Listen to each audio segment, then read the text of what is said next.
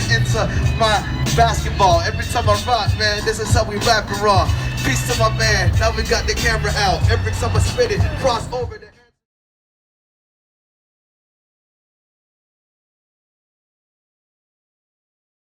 All right, hello everyone. This is Josh, also known as Yashu, and you're tuning into episode 36 of the TLOY Talks podcast. Another dope podcast we have right here today. So today's guest, he's like a legendary producer, engineer, and creative content maker in the sense too. He has his own fashion brand and has worked with the likes of Noel, Gadget, Campbell, Offbeat Smitty, Prezi, Mega, and much more, and has worked with the likes of Armin Van Buren and Markus Schulz. We have a TurboVCR, born named Adrian Gariba. How are you doing today, man? Hey, how are you? Doing all right, man. Thank you for tapping in to the platform for the very first time, for the podcast. We've met like a couple times too at Smitty's show in December, and like also I think at Snow to Melt just recently too. And seeing you work with like a lot of people nowadays, it's very interesting too. Like even in that collective too with Mega, Smitty, Prezi, like they've been like blowing up like all over like the city and all that, like their type of sounds and all that. Smitty with the Prince side type sound, Prezi with the UK drill, and I think Mega's like also like sort of like within that whole trance R&B type style and all that. So yeah, she is. Yeah, man. But it's very interesting too to have like an OG like in the game to speak more on your story and all that. And I want to get into your story for a bit too. So you grew up in Toronto, right? Yeah. Well, partially in New York, partially in Toronto. True. So growing up in like Toronto and New York, like what did you grow? Like which ends did you grow up at, and like what was like the environment like for you like growing up at that time? I grew up in Scarborough. I think Scarborough was kind of different back then. We had like a stigma. I think we still do kind of, but back then it was stronger, and maybe the stigma today is from back then. I don't know, but it was really creative, but there wasn't a whole lot of way as far as music to make actual money. We didn't have Drake back then. We didn't have somebody that kind of trailblazed, what happened in the US for him. We didn't have that. So it was pretty tough back then. But I wanted to do music ever since I was in high school, actually.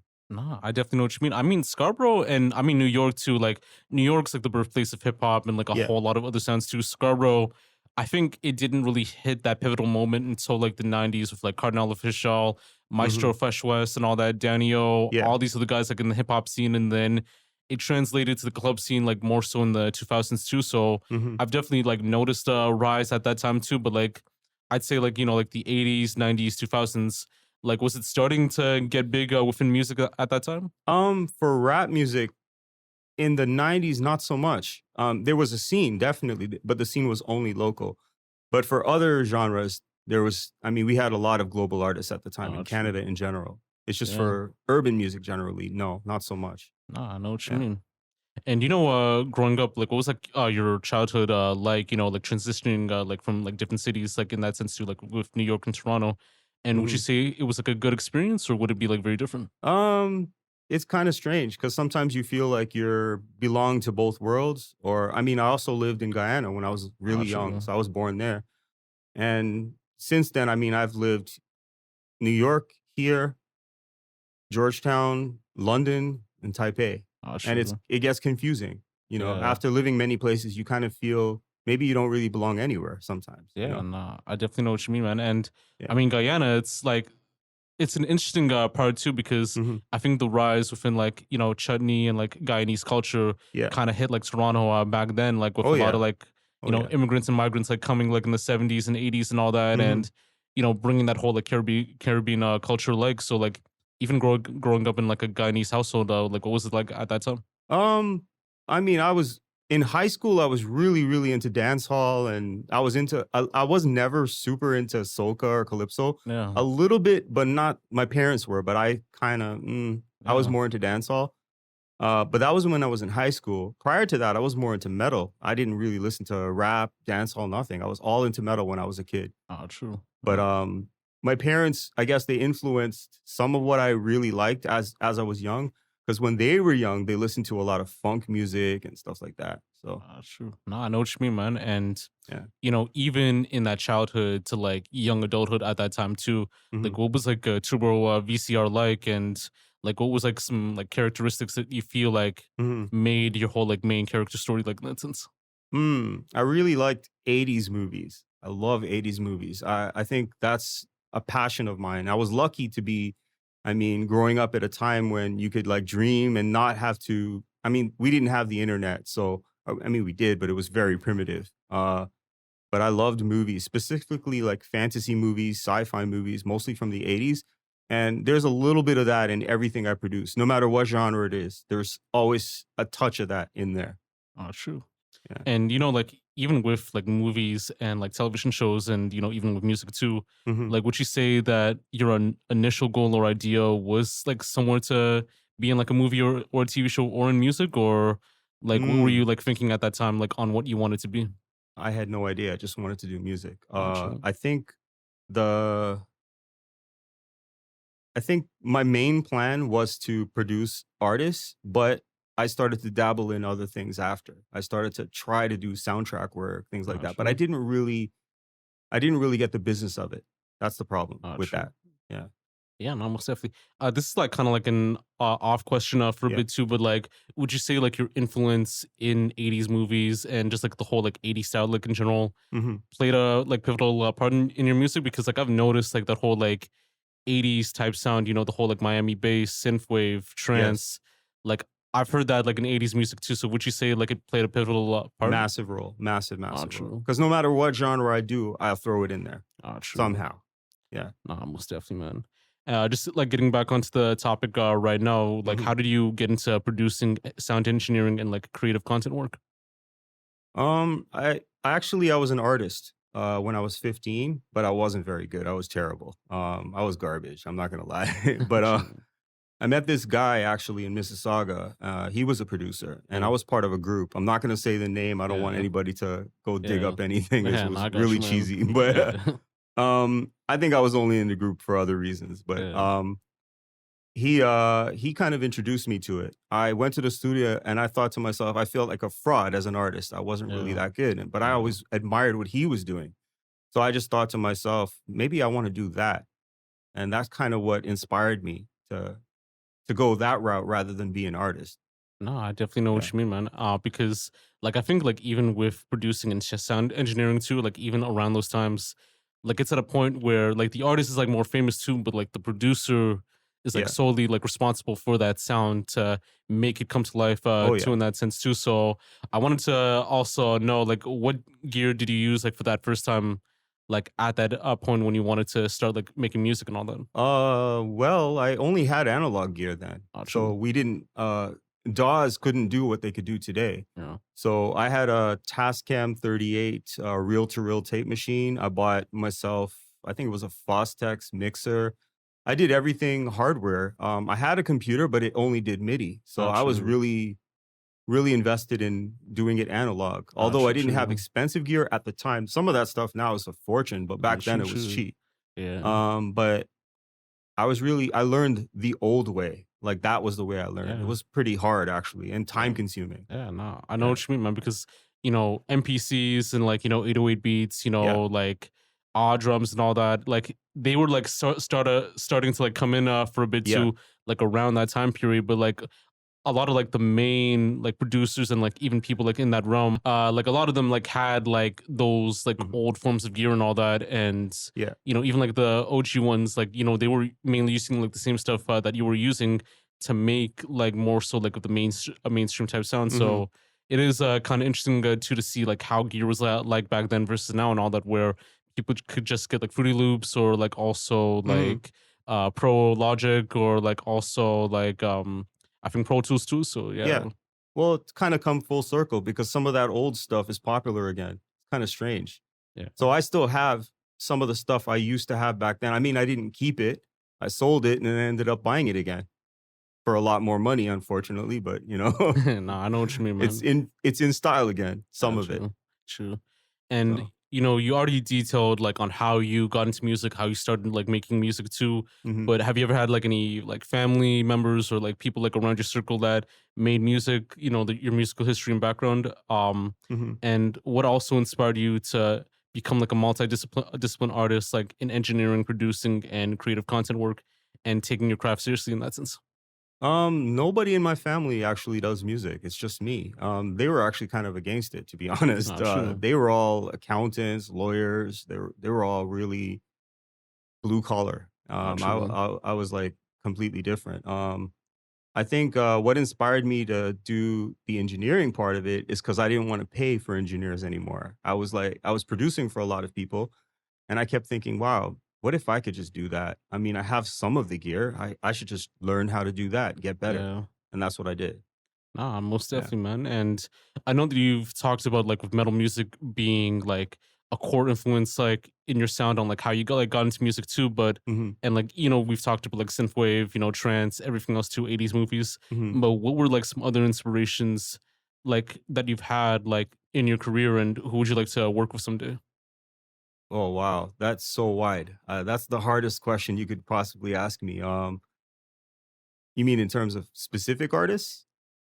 Like let's say like mainstream artists that, or like artists that you Yeah, like that you want to work with someday that you've never worked with before. And I guess like with yeah. inspirations, like maybe just like maybe in your sound and in your direction in that sense.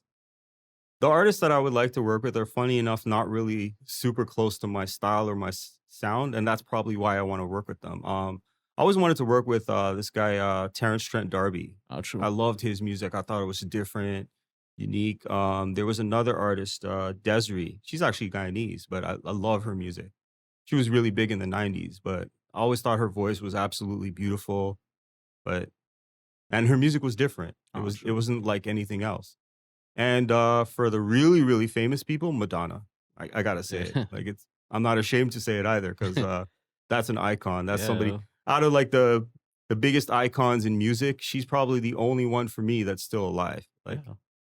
you had Michael, you have Prince, you had George Michael. There's like a whole bunch of them, but they're not Yeah. here anymore. Yeah. She is though. Yeah. So Nah, most yeah, definitely. I think with Madonna, like she's very open to like working with like anyone, like in that sense too. yeah. That she kind of likes like in that sound too, because she's worked with like Nicki Minaj too. She worked with The She worked with Weeknd, everybody. Yeah, Playboy Cardi, just recently Chance the Rapper. So it's yeah. like she's down to work with anyone that could match her style too. And hmm I think she's so keen with the youth nowadays, and like with what's coming in right now. She knows like hmm what's gonna be good, like what's gonna be bad, and all that. It's not like she's having like that whole like old head like Yeah. mentality that's gonna stop her from working with like a lot No, of artists she's too. an innovator Yeah. always.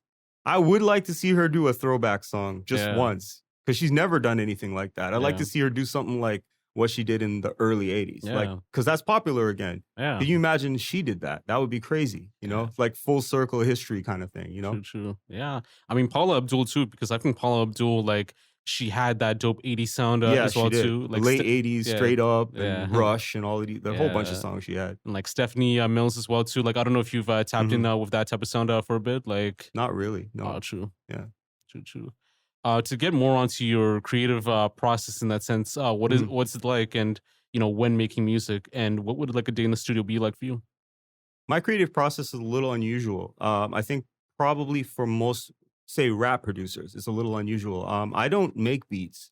So I don't make like beat tapes. I don't have like a whole bunch of beats sitting there. What I will do is I'll invite the person to the studio and I'll just make it in front of them. That way they get exactly what they want. Because Awesome. I play, so I don't sample. I play everything live. So for me, having them there, the chemistry, reading, I guess, their emotions, their feelings, even just their facial expression, that's my way. I don't think it's better. It's just my way. Yeah. The other way is good too. Just Yeah. I can never make beat tapes. I just can't be inspired if the person's Yeah. not there. Yeah, Yeah. no, most definitely. And just like even with the free people right now, like we could like give an example. So like, even being in the studio with someone like an Offbeat Smitty or a Mega or a Mhm. Prezi, like how are they like individually, like, just like in the studio in that sense too, and Mhm. like knowing their vibe and like knowing what they need in that sense? I take like a very like with them, it's a holistic approach because they're completely different from each other. They're not similar in any way. Offbeat can rap, but he's not really a rapper. He's more Yeah. of a singer. Yeah. Prezi's more of a rapper, but he can sing. But he's more of a rapper. And Mega is only a singer. Yeah. So, and she's doing a completely different genre. But I would say Offbeat and Prezi are completely different genres too. True. So I think it's just an approach where it's like I ask them to bring me stuff that they're recently listening to, like other people's stuff. And then we just kind of like play it for maybe about 30 minutes, play whatever. Yeah. And then it's a blank slate from there because Yeah. it gives me a vibe, a mood. Yeah. I'm like, you want something fast? You want something slow? Yeah. How do you feel today? Yeah. That's it. Yeah, most definitely. And it's just like more so like reading the room too, because like a lot of people try like different things to be creative in that sense too. Like, you know, there's some people smoke, some people drink, you know, others like they'll put like candles like in the room and all that. Like, I've actually interviewed this one girl before that, you know, she needs like tea when she's at the studio and all that too. So it's kind of like knowing like what they want to in that sense. So like, I drink a lot of tea actually. I collect a lot of tea. After my years living in Taiwan, I got really into like traditional tea, the ceremony, everything. I do all of that in the studio actually. True. But I don't know if that helps the artist. It helps me though. Yeah. You know, Oh, I'm just inspired to be around the gear. I don't even need anything really. Yeah, true. So. Because it could be like, you know, like old school gear on the side too. And then, you know, you can have also, a lot of that. Yeah. True. I have modular synths. I have a whole bunch of stuff that I don't really need, but it looks cool. Yeah. And it feels good. I do use it. Yeah, so. true. Yeah. But like in terms of like, you know, weed or drinking, like, I don't know if that's like something that you don't. Not me. No. True. They all do. I shouldn't be outing them like this, but they do. But true. I don't actually. I don't really smoke. I don't drink at all. Even when I go to parties, you saw me last time at the last show. I didn't drink at all. I drank water. That's it. Yeah, it's just it's not a moral thing. I just don't really. Yeah, drink. no, I got you. It's just, you know, being in that right element too. Like I could definitely understand too. So yeah man. Getting on to this other like dope question right here, you know, you've worked with like legendary like OVO engineer like Noel, Gadget, Campbell. It's Neville actually. Huh? It's Neville. Oh, Neville? Yeah. Oh, true. Yeah, it's okay. Yeah, no worries. I thought like that was like the name for a bit too because I was like kind of researching too. But yeah, legendary engineer, works with Drake, 40, everyone else I think too. he trained 40. Yeah, true. Yeah. And like, you know, he was also like your mentor as well too. So how did you meet him and how was like the experience like being mentored by him? And if you can, like what were like some gems that he shared with you to be successful like in your craft today? Back then, that was like late 90s. I was going to Trebas and he was actually an instructor there. So he mentored a lot of us. He used to work out of this studio called Studio 306. Oh, true. I remember actually the console, everything. I remember the gear more than I remember anything else. It was a Westar console. I remember that. He gave some tips more production wise rather than business. And some of them I still use today. Like there's some ways he used to edit velocity on kicks, drums, and then nudge them forward and backwards. And these are stuff I still do that today. And I first learned that from him. Yeah. I still do it today though. Yeah. No, most definitely. Because it was at a time when like, you know, there was no like laptops, you know, no monitors and all that too. Like you literally had to like play with the sound too and then play with the drums that you have. We were doing on a K2000 back then. I remember the K2000, the curse wheel. Yeah. Old synth sampler. Pretty cool though. Pretty powerful. And that was the main thing he was using back then too. Yeah. No, most definitely. And like, you know, even going to Trebas too, was it like a good experience, you know, like learning on becoming like a better producer like today and like engineer as well too? I know Trebas right now, there are like, it's still like running and going and like a lot of the youth are like really like tapped in like with what's going on today versus like before too. So have you ever felt like it helped you like in your career in that way? I think back then there was really no other easier way to learn. There wasn't the internet was very primitive. So it's not like you can go on YouTube. There was no YouTube. So there was only one way to learn. I do feel for some people, the setting, being in a classroom, learning like that is useful. And for some people, maybe they could just learn better on YouTube. I think from my experience, I did get some useful things out of it. But for the most part, I don't know, to be honest. I can't remember. Because that's not the only school I went to for this. I went there for production. Oh, true. But I went to IAR in New York for audio engineering specifically. That I learned some pretty serious stuff because that was very technical. And that stuff, that never changes. Production stuff changes. Oh, true. But the technical stuff, physics is physics for sound. It just can't change. So no, I know what you mean, man. And you know, like when I was like checking out like your music videos too for a bit, like on the RN64 page, a lot of them were mainly like animated CGI videos too and all that, just with certain people moving around, like certain like backgrounds, like going back and forth, you know, 3D like graphics in that sense too. So like what inspired or interested you to do like animated CGI music videos for your songs and what makes that type of style like special for you? When I started Orange 64, it was me just kind of messing around. I was just making synthwave music for fun. At the time, I was managing a streetwear brand called Nozo. Pretty well-known brand locally in Toronto. Yeah. And my buddy Eric, he was the main designer. Thelonious Poon, you could check him out. He was the main designer for it, and he was kind of getting into animation at the time. Yeah. And he was like, hey, let me do a couple videos. Let's just see what it does, just for Yeah. fun. We weren't very serious about this. My bread and butter, really, most of my work comes from Asia for mixing, producing, and stuff. But I just thought I would do that for fun. True. It became more serious, though, as the years went on. But I didn't really, actually, honestly, I didn't really plan it out to be anything. Yeah, true. Because like, you know, with CGI nowadays too, like you've seen it in like TV shows too. You've seen it like, you know, Yeah. pretty much like everywhere too. So Actually, that same guy, he went on to do video for Normani, Oh, for true. Roy Woods. Oh, he true. did a video for Soldier Boy, Oh, Stove. true. He did that. And he did my videos were the very first videos he ever did. Oh, true. Yeah, we're still boys. We talk Yeah, all the no, time. I no. talked to him 2 days ago, Yeah, actually. man. Yeah. Nah, most definitely. Like, Yeah. it's a good experience to have so far to even connect Yeah. with someone like who's on that like same level too. And like, Mhm. like as we were talking about, you know, CGI, like it was like good like within like a lot of other times too, 2000s, 2010s, you know, even now too. But like nowadays too, like when we talk about like music videos nowadays, you know, it's more simplified for people to do their own thing too. Like Yeah. you'll have like the basic music video like in the condo where people are like counting money, Mhm. or you're Mhm. gonna have like the whole like Cole Bennett style like music video nowadays, you know, with the animation, like the graphics, all that type of stuff too. So it could be Yeah. anything, you know. Man.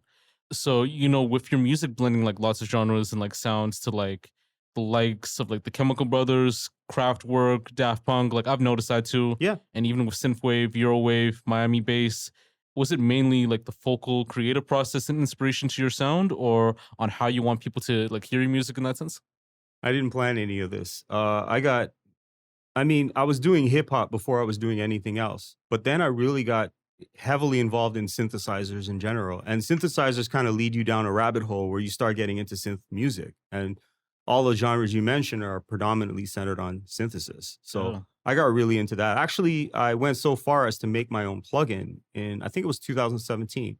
I made a plugin with Reason Studios called the Synthwave plugin. So I kind of wanted to make synthwave sounds just easier for people to get. And the funny thing about it is it's mostly non-synthwave producers that are using that plugin. So, Yeah. but hey, whatever, you know. Yeah.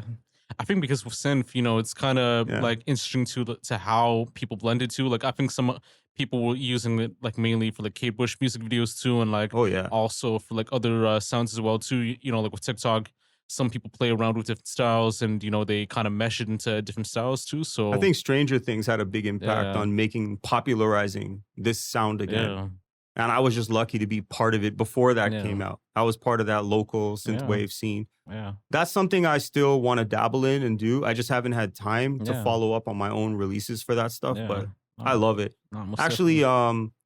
it was 2019. There was this documentary called In Search of Darkness. So it was a documentary on 1980s horror movies, and I got chosen to be, well, one of my songs got chosen to be in the soundtrack. So that was like, for me, I kind of made it for me Yeah. in synthwave. Yeah. Yeah. Nah, 100%, man. And Yeah. I know with Daft Punks and like the Chemical Brothers too, because like those were like two main artists that, you know, went on to do successful things Oh, too. yeah. Like with Daft Punk, they always have like their own like concert or tour, like maybe every other like 5 or 6 years, like in France and all that. And like Chemical Brothers, you know, Mhm. they're always like well known on like every like festival stage too. So do you ever feel like those two might make a strong comeback, like more so in the mainstream? I know If they that- stay together, I yeah. guess. I don't know. Yeah. I don't think they're going to keep doing music, to be honest. They Yeah. said they quit. I think they actually did this time. Yeah. But I think they released like what their anniversary to I think their latest project, Random Access Memories and all that too. So Yeah. I mean, they had a wonderful career. I don't Yeah. really think they need to prove anything anymore to true, true. anyone. Yeah. No, I know what you mean, man. You know, I want to like get on to this like other question too. So, growing like you know, like living in Taipei, I think Taipei. Yeah. my bad. Tell me more about that, and like even with New York too, like even Mhm. throughout like those times in your life, and like transitioning from there to Toronto and back at times, and what was like that experience like? I actually went to Taipei to kind of get away from music for a little while. Oh, Like my wife was studying Chinese, and I kind of thought, hey, I'll just go. I kind of need to get away from this for a little while, and that's not what happened. I met a local artist at a studio, and I ended up doing a song on his album, just one song on his album. That oh, song went #1 in 6 countries in Asia, and then I got a flood of work. I got a publishing deal with Warner Chappell out there, and then I just kind of ended up working like crazy out there too. So yeah, everything changed from that one song. yeah. Nah, most I definitely. thought I was getting away. I didn't get away at all. So Nah, I know what you mean, man. yeah, And like living in a different continent and like even in a different country at that time, yeah, like was it like hard to get used to like the culture for a bit too? Because I've asked people who were born yeah. in like their home country, like, either like in Africa or in Europe, Mhm. anywhere around there, like, and when they transitioned to like moving to like North America, like how was it like, like as a culture shock too and all that, Mhm. with you like moving from like North America all the way to Asia, like what was like, what Yeah. was it like for you like in that sense too? I mean, I moved here too as an immigrant. Oh, So, true. but I was very young, and I moved to New York also. I don't know. I feel like if you're open-minded enough, you don't feel Yeah. it. It doesn't bother you. It didn't bother me at all. I Yeah. kind of just thought it was an adventure. I'm True. actually going back. So that's True. another thing. I'm just here right now to make sure the guys I'm working with now have like a foundation so that they can continue working with me remotely and their career is set. But I'm going back to Taipei actually. True, true. Yeah. Nah, good luck, man. And Yeah. like if like on anything that you've learned like while like learning while being like in Taipei and all that, hmm like what was something that you took in from that experience, like living there like in your past in that sense? The number one thing I learned is it's not as different as we might think it is. The music industry is pretty much the same everywhere you go. It's just sometimes a little bit more localized, the Yeah. market. As far as what they're into exactly the same stuff we're into. They just have True. their own local artists as well that Yeah. we maybe haven't heard of. They know all of our artists though. Yeah. So No, I know what you mean, man. well connected. The world is well connected. Yeah. Nah, I know what you mean, man. So getting back onto like your collaborations right now, like Mhm. we've talked earlier that you've maybe like written like a song for like Markus Schulz and all that, which kind of became like was like on his project and all that, and then you've worked with like Armin Van Buren and Gareth Emery. So Mhm. how was it like collaborating and working with them, and what were like some things that you've learned from them that you use for your music today? So like between 2007 to 2009ish, I just got like kind of like into electronic music because my wife was a singer in that scene, and I started to help her write stuff just for fun. I didn't really know the genre, to be honest. I didn't really know anybody in the genre, but I wrote a few songs, and one of them ended up becoming really big. It was called Faces, and I wrote the lyrics and the melody for the song, and it was on Armin's 2009 State of Trance, and obviously Markus Schulz also licensed it to a bunch of his. Gareth Emery did remixes. Mion and Shane 54, which is just Mion now. They also went ahead and remixed it. The song I think has maybe about 40 remixes now, Yeah, and man. it's one of the most legendary, I guess, trance songs of that era. And I wrote it, but I'm Yeah. not really from that scene, so I think Yeah. I just kind of stumbled into that. I didn't intend for anything like that to happen. Yeah. So, and I actually didn't, I'm not even still part of that scene. I'm just friends with some people still now Yeah. from, I guess, my success from that. Yeah. So, But you could definitely say that you've played like a pivotal part in helping them to be like the best in your careers. Like it's like something that's pretty good, like in your resume too. Like I've worked with people that became like #1 like artists like on their songs and all that too. yeah, Like they've had like gold, like platinum placements too. So it's like something to kind of be happy had, to yeah, kind of be proud of, like in yeah. that sense too. I mean, So I'm proud of it. I'm not yeah, like ashamed of it. It's just, true, it wasn't really a goal. It was totally an accident. true, true. Yeah. No, most definitely, man. Yeah. To speak more on, working with certain people too, like we've talked about the experiences as well too, but how did you manage to work with people like Offbeat Smitty and like Prezi and Mega in that sense? Well, I started with Offbeat Smitty about a year and a half ago. He came to me. He just wanted to do one song. He was bugging me for probably like months prior. Uh, And I wasn't taking it very seriously because I was busy with my work in Asia. yeah, And this was like right around the pandemic and my work was slowing down. Yeah. Because normally what I would do is I would travel to China or like to Beijing or to Taipei to do some work for a few months, come back here. And while it was slow, he said, "Hey, can I just do a song?" You know, and I'm like, "Okay, whatever." So he came by the studio. We did a song. It turned out really a lot better than I thought it would, and he seemed a lot more serious. So we just kind of kept going, and then it became very serious after about the third song when he started to get traction. Oh, true. So now it's a big project. Yeah. So yeah. And then it led to something there with like Prezi was actually a different scenario. One of his father's friends is somebody I produced when I was like 16 years old in Scarborough. Oh, true. And it was a complete, like he got referred to me through his father's friend. Oh, true. Really strange. Yeah. And I think with Mega, because I think she's more of the mystique one than the others too. So it's like, I guess it's just like a random occurrence that you guys both known her forever. Oh, true. Oh, yeah. Yeah. That's actually my wife. That's why I don't really say it. Oh, no, no worries. No worries, man. No, I get you, man. Yeah. You know, to speak more on your fashion brand in that sense too, because you have like a couple fashion brands that you worked with. Like now you have like the Hater Snapback North America LTD brand. I don't know if that's still up and running for a bit too. No. So what I did was when I came back from Taipei, I came back in 2013. Oh, true. This DJ friend of mine in Taiwan told me, "Hey man, I'm making this brand. I want you to take it to the US." And I was like, I don't know what you want me to do. I don't know what to do. And he said, "Well, you have a lot of contacts in the music industry, so maybe you could get people to wear it or whatever." Yeah. That ended up turning into 5 years of me going to trade shows, doing all kinds of stuff. I went to Milan, I've been to Brazil, like a whole bunch of stuff. We blew up the brand and I just got kind of tired of it and I wanted to go back to music. I got like a couple of partners that were doing it with me. We got into, I think, more than 300 stores. We had a flagship store in Jeddah, we had one in Brazil. Obviously, we had like 10 in Asia.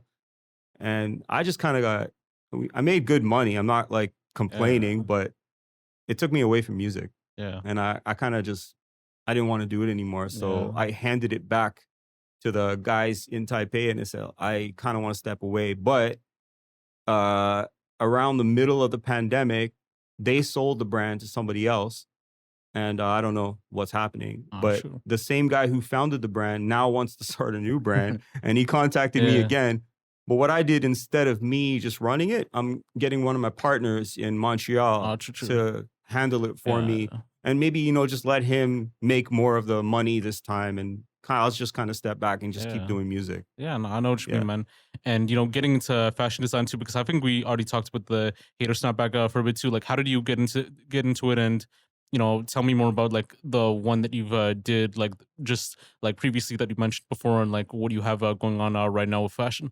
With fashion, I don't have that much. Just that new brand. We haven't officially launched it yet because I feel the retail market right now is a little rough. I'm going to wait until I think things seem more optimistic before I even think about that. As for Hater, I think the biggest achievements we have was the amount of stores we got into and the amount of celebrities we got. We had like Nicki Minaj, Rihanna. There's some shocking people that we had like promote our brand. Crazy stories. Like you would be shocked. Like you wouldn't believe this. In 2000, I think it was 2016, we did a trade show and we were distributing to this a couple of stores in Texas. And one of the guys affiliated with that store was actually George Floyd. Oh, wow. And he's in a Scarface video. I don't know if you know, he's from Texas, not from Minneapolis originally. Yeah. He's in a Scarface video in the background of the video and he's wearing our hats and he's the only one wearing it. I actually shipped him that hat. So it was creepy when I didn't even realize it. One of my partners in Denver, he called me up and he said, "Hey man, you know who that guy is, right?" Yeah. And I was like, "No." I'm like, "I don't know anybody in Minnesota." And he's like, "That's actually George Floyd." And he's like, "You met him. You sent him hats." Couldn't believe it. Yeah, it's crazy. And I don't know. Believe it. Yeah. Like, how did you feel about that situation too? Like on him, you know, passing away and, you know, very sad. Very, very sad. Yeah. I think the whole situation is sad. No, I know what you mean, man. And it felt like odd because I was sort of connected to him. That's why it was odd. Yeah. But for months, I didn't know that. That's why it was very strange. Because when I saw, my friend sent me the video And I looked at the video, I was like, oh my God. And then I saw the comments on YouTube too. And sure enough, it was him. Yeah.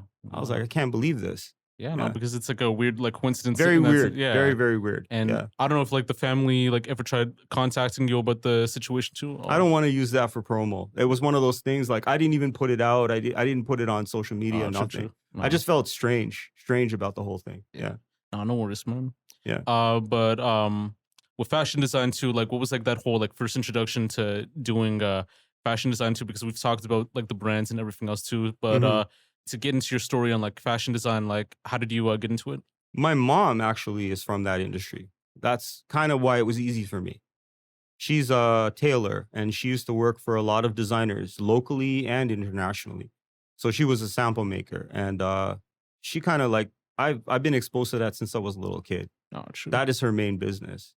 True. So and like with fashion right now, like it is pretty interesting to see like what's going on in fashion too. So like even with the boots, like I think that was like the latest thing that everyone talked about in fashion too. Like you notice like the red boots that people were wearing and all that too. So those Astro Boy boots. Yeah, man. But like fashion today right now, like how do you feel about it? And do you feel like it's had a good start right now, or do you feel like streetwear, I think, is dead, to be honest. Oh. I know a lot of people might not agree with me, but I think it's dead. I think right now vintage is really big and repurposed clothes. Oh, true. People like taking vintage stuff and repurposing it. Like what I'm wearing right now. This is actually repurposed. Yeah, it's a nice fit, so. Yeah, this is from a brand in Philadelphia. Burning true. Guitars is one of my boys. Yeah. I actually met him at a trade show in Vegas. Yeah. And these are all one of a kind. Everything they make is just one-offs. So I fell in love with all of their stuff. Yeah, 100%, man. Yeah. We just have some of these last questions for a bit too. With rapper type beats, like like what I'm talking about with Drake type beat, Rick Ross type beat. How do you feel about that nowadays? And do you feel like if producers like making that diminish their artistry when making those types of productions? Some people are gonna hate me for saying this, but I absolutely hate type beats. I hate it. Yeah. I think that is not how you can get known as a producer. It's better to just make your own type beats. What's your type beat? Like I think, I don't think it's a creative way to approach things. I think it's better to just holistically learn the artist, their personality, what they're into, and combine a few of those flavors rather than just saying, oh, this is like Drake. It's like, are you really going to be Drake or... Because I feel like it has helped some people too, like more so like the younger producers too. But I feel like it kind of brings like a redundancy too. Like even like when you go like on Beat Stars or like Beat Store and all that, you'll notice like these names and like you're paying like $9.99 for like a lease and all that too, or like a FLAC like lease and all that too. And it's like sometimes it could be good, sometimes it could be bad too. So it's like I don't think they need to do that. I think they need to do it. I don't think they need to. And I know most of those producers have the skills not to have to do it. They don't have to do that, right? If you have the skill to copy something, you probably have the skill to make your own too. Yeah, 100%. And with the music that you make now versus before, do you feel that there was like a significant like change for the better, like in terms of like how you started off versus like now in that sense? I don't think I've gotten better as far as like the ultimate skill because I don't know what that is, but I've gotten faster. Oh, true. That's for sure. I've gotten a lot faster. Yeah. And I can do everything from scratch now. Like I can sound design from scratch. I don't need to use anything that's pre-existing. True. Yeah. I know what you mean, man. And how did you manage to get your stage name TurboVCR by any chance? It was supposed to be a joke. Yeah. Because you can't turbo a VCR because obviously, Yeah. It was just meant to be a joke. Nothing serious. Like no like actual meaning in that sense too? No. I was trying to make the most ridiculous synth-wavy kind of name I could possibly make, and I thought that was kind of ridiculous. Yeah. So. I know what you mean, man. How do you feel about the Toronto GTA music scene right now? Do you feel that there should be some changes on the direction of where the scene should go to, or do you feel like it's fine the way it is? As far as the scene here, I think we're at a weird crossroads right now because kind of like we have this behemoth like Drake and we have The Weeknd. We have these huge artists, but who else is going to be filling their shoes when they're not, when they're retiring or when they're not releasing anymore? I can't really tell who that is. Yeah. I mean, like... We can guess, but we don't know. Yeah.